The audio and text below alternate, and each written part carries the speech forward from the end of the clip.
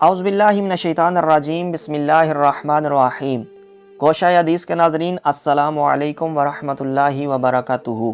آج کا ہمارا موضوع ہے گناہوں کو بخشوانے چلا آتا ہے ماہ رمضان، اور خصوصی طور پر خواتین رمضان المبارک میں پورے اطمینان و قلب کے ساتھ اعمال صالحہ سے کیسے مستفید ہوں۔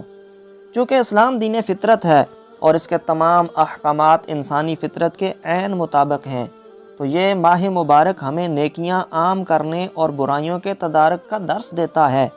اسلام دین اعتدال ہے اور ہمیں میانہ روی کا بھی حکم دیتا ہے۔ اس کے ہر رکن عبادت میں یہی درس دیا گیا ہے۔ اللہ تبارک و تعالیٰ کے آخری رسول حضرت محمد مصطفیٰ صلی اللہ علیہ وآلہ وسلم کا اسوہ حسنہ بھی ہمیں زندگی گزارنے کا بہترین درس دیتا ہے۔ آپ صلی اللہ علیہ وآلہ وسلم کی زندگی سے ہمیں یہی سبق ملتا ہے کہ ہم زندگی معتدل مزاج کے ساتھ بسر کریں۔ یہ امت رسول صلی اللہ علیہ وآلہ وسلم تو امت وسط کہلاتی ہے، اس لیے اس امت کا ہر عمل اعتدال پر مبنی ہونا چاہیے۔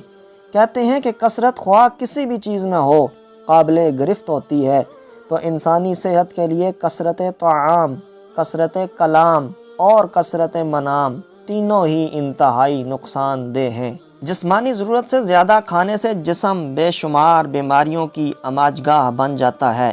کثرت کلام بعض اوقات انسانی رشتوں میں قطع تعلق تک کی بنیاد بن جاتا ہے، اور کثرت منام یعنی کہ زیادہ سونا سستی اور کاہلی کا سبب بنتا ہے۔ رمضان المبارک نیکیوں کا موسم بہار ہے، جس میں انوار رحمت کی برکھا سے فائدہ اٹھائے ہوئے تمام کثرتوں کو قلت میں تبدیل کیا جا سکتا ہے۔ اس موسم کا صحیح لطف وہی اٹھاتے ہیں جو تزکیہ نفس کے ذریعے قرب الہی حاصل کرنے کی کوشش کرتے ہیں۔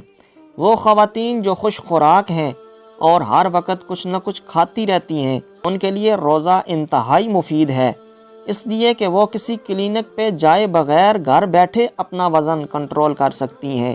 ماہ رمضان کے روزے ان کی ہر وقت کی کھانے پینے کی عادت پر کافی حد تک قابو پانے میں مددگار ثابت ہوتے ہیں۔ بہت زیادہ موقع بے موقع ہر وقت اور ہر جگہ بولنے والی خواتین کی زبان بندی کے لیے بھی یہ انتہائی مجرب نسخہ ہے۔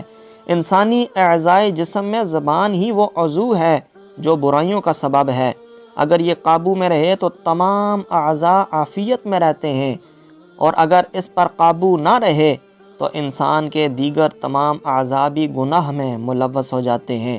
گوشت کا یہ چھوٹا سا لوتھڑا دوسروں کی دل آزاری، تضحیک، طعن و تشنیع، بدخوئی، غیبت اور گالم گلوچ میں سب سے زیادہ اہم کردار ادا کرتا ہے۔ اگر محض اس کی رفتار پر قابو پا لیا جائے تو معاشرے میں امن قائم ہو سکتا ہے۔ رمضان المبارک کے مقدس مہینے میں زبان پر قابو پانا بہت ضروری ہے۔ یہ ایسا خود احتسابی اور ضبط نفس کا مہینہ ہے جس میں ہم اپنی کمزوریوں پر قابو پا سکتے ہیں، اور اس کا حکم بھی دیا گیا ہے۔ جس نے روزہ رکھ کر جھوٹ بولا اور غیبت کرنا نہ چھوڑا تو اللہ تبارک و تعالیٰ کو ایسے بندے کا کھانا پینا چھوڑنے کی کوئی حاجت نہیں۔ اگر کوئی برائی پر اکسائے جھگڑا کرے تو اسے یہ کہہ دیا جائے کہ میں روزے سے ہوں، یعنی اب مجھ سے کوئی برائی کی توقع نہ رکھی جائے۔ یہ ماہ مبارک خواتین کے لیے باعث رحمت ہے اگر وہ قلیل طعام، مختصر گفتگو اور عبادت و قیام اللیل سے اپنی ذہنی اور جسمانی آسودگی حاصل کریں۔ وہ خواتین جو بہت زیادہ غیبت یا بدگوئی کرنے کی عادی ہیں، ان کے لیے زبان کو ایک ماہ تک کے لیے روک کر رکھنا بڑا مشکل ہو جائے گا، مگر اس پر ایک ماہ تک سختی سے قابو پا لیا گیا تو اللہ تبارک و تعالیٰ سے امید رکھیں کہ وہ آئندہ بھی اس برائی سے نجات دے گا۔ غیبت وہ برائی ہے جسے عموماً خواتین برائی نہیں سمجھتیں، اور یہ کہہ کر میں تو کرتی ہوں کھری بات چاہے کسی کو لگے آگ، دوسرے کی عزت سر عام نیلام کر دیتی ہیں۔ اس کے عوض مرے ہوئے بھائی کا گوشت کھانے میں بھی جھجک محسوس نہیں کرتیں۔ خواتین کے لیے نیکی کے کاموں میں مسابقت کا یہ سنہری موقع ہے کہ صبح سے شام تک سحر و افطار کی تیاری کے ساتھ ساتھ قرآن مجید ترجمے سے پڑھیں، زیادہ سے زیادہ صدقہ و خیرات دیں، نوافل ادا کریں، روزے دار کا روزہ کھلوائیں، خوش نصیب ہیں وہ خواتین جو ان لمحات سے فائدہ اٹھا کر اللہ تبارک و تعالیٰ کی قربت کا بہانہ ڈھونڈتی ہیں اور عبادتوں اور ریاضتوں کے ذریعے پاکیزگی نفس حاصل کرنے کی کوشش کرتی ہیں۔ عام طور پر خواتین کے بارے میں یہ رائے پائی جاتی ہے کہ وہ دن بھر کھانا پکانے اور افطار کے لیے مختلف پکوان تیار کرنے ہی میں سارا دن گزار دیتی ہیں اور روزے کے بعد عید کی تیاری اور اس کی خریداری میں بقیہ وقت صرف کرتی ہیں۔ نتیجتاً بالیدگی روح اور اللہ کی نعمتوں کی قدر و قیمت نہ جانتے ہوئے انجانے میں عطائے الہی سے محروم رہ جاتی ہیں۔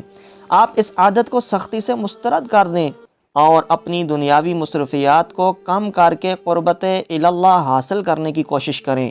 پورے خلوص اور تقوی اور خشیت الہی کے ساتھ سحر و افطار کا اہتمام کریں، کیونکہ اپنے ہر فرض کی مکمل ایمانداری سے ادائیگی بھی عبادت ہے۔ دن کا بیشتر حصہ قرآن مجید فرقان حمید کی تلاوت میں صرف کریں، زیادہ سے زیادہ غریبوں کی مدد کریں، تہجد، تراویح اور قیام اللیل کی پابندی کریں، اور اس حدیث قدسی کو ذہن میں رکھیں کہ رمضان المبارک کے دنوں میں نفلی اعمال و عبادت سے قربت الہی کا وہ درجہ ملتا ہے جو عام دنوں میں کسی فرض کی ادائیگی سے ملتا ہے، اور جو شخص رمضان میں ایک فرض ادا کرتا ہے اسے 70 فرائض کے برابر اجر و ثواب دیا جاتا ہے۔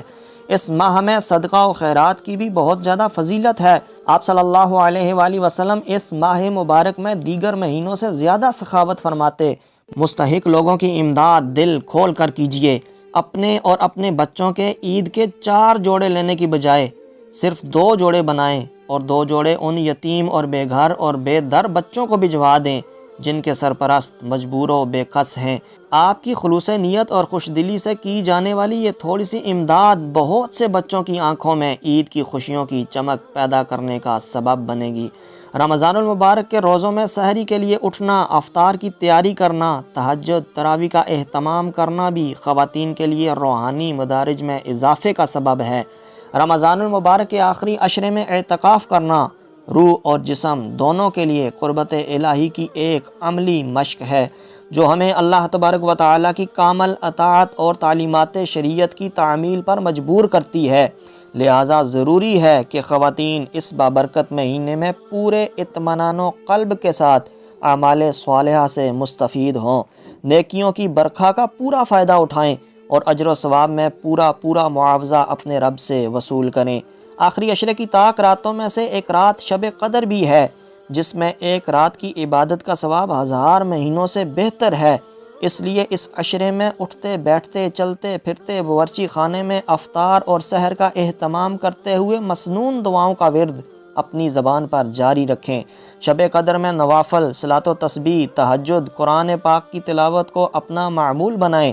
یاد رکھیں یہ ایک ایسا مقدس مہینہ ہے جس میں روزے کے ذریعے ہمارے اندر مخلصانہ بندگی کا احساس پیدا ہوتا ہے، جواہر اخلاق نکھر جاتے ہیں۔ مسلسل مشق سے ضمیر میں پاکیزگی، ضبط نفس اور صبر و استقامت پیدا ہو جاتا ہے۔ اللہ تبارک و تعالی ہم سب کی کاوشوں کو قبول فرمائے اور نیکیوں کے اس موسم بہار کے ایک ایک لمحے سے مستفید ہونے کی توفیق عطا فرمائے، اور رمضان المبارک کے یہ خوبصورت جھونکے ہمارے جسم و جاں کو معطر و منور کرتے رہیں۔ اللہ تبارک و تعالی ہم سب کی ٹوٹی پوٹی عبادتیں اپنی بارگاہ میں قبول فرمائے اور بروز محشر ان کو ہماری بخشش کا سامان بنائے۔ آمین ثم آمین۔